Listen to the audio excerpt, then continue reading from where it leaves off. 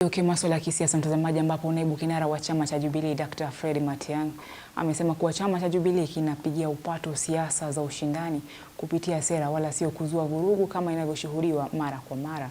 Matiang'i akidokeza kuwa demokrasia ya Kenya inawapa Wakenya nafasi ya kujichagulia upande wa kisiasa na uhuru wa kuzungumza, akiisuta serikali jumuishi kwa kueneza siasa mbaya. Matiang'i pia ameikashifu serikali kwa kukosa uongozi bora, hasa kuwasikiliza wananchi na matatizo ya vijana wa Gen Z yanayopelekea maandamano ya mara kwa mara.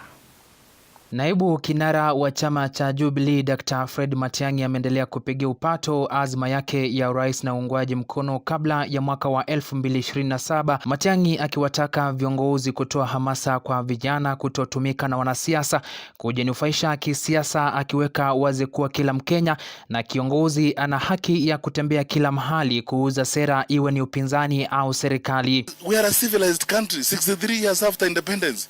How can we do those kinds of things that you are going to collect the people like what you saw in Siaya? The Onyonga is being chased out of a restaurant, so you need a visa to go to Siaya. We primitive. I mean, let's not succumb to that kind of very lowly level of engagement. Now, watu wako kwa serikali, every government takes the character of its leaders. Amana mnagani? Every government takes the character of its leaders. You can take that to the bank. Kama viongozi ni watu wako na akili chini hivyo, wow, that is their way. Piga huyu mawe. No, welcome them. Yeyote, even the person you don't agree with your opponent, tell him, let us discuss. What do you think you are a better guy than me to be the MCA? And have a conversation. Let's be proud of our country and be proud of competition. Kiongozi huyu akiweka wazi kuwa chama cha Jubilee na uongozi wake unaendelea kushinikiza kwamba ni vyema kuwa na siasa bora na ushindani bila kuhusisha vurugu, kwani katiba ya Kenya inaruhusu uhuru wa kila mtu kujiongea. I can defend my position. I don't have to carry a stone. I don't have to carry a rungu. I can defend my position. And if you want to argue with me, welcome. But not kutafuta panga. You know those Precambrian old days things people do that don't make sense. We can have differences, but we are decent about them. That we as Jubilee have made that decision. Our party leader has spoken about this so many times. Peace, stability of our country, very important, and decency in the way we do our politics. Atutukani watu ovyo, tutaenda pale kutukana huyu mtu kutukana. No, they are fellow Kenyans. We may have differences of opinion, that's fine.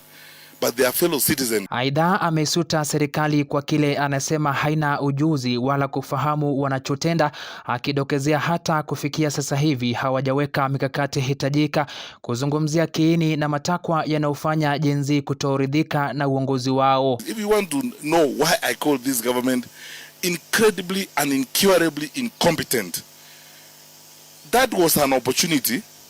If you ask even the speaker himself, if you ask them these days, why was Parliament overrun? There doesn't exist a coherent and a concise report on what actually happened. Have you seen one? An inquiry or any conversation with Gen Z or Kenya's youth to ask them what actually happened? Have you seen that report? Which means the government is not interested. It doesn't matter. Whether you sit in the student caucus and decide something, whether you scream or you don't scream, that is not part of their responsibility. Their responsibility in kutafuta pesa, kuweka kwa mfuko na kuendelea na maisha.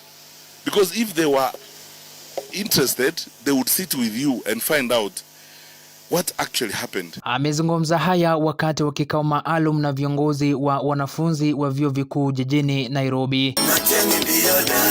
Fredrick Kwambua, Undugu TV.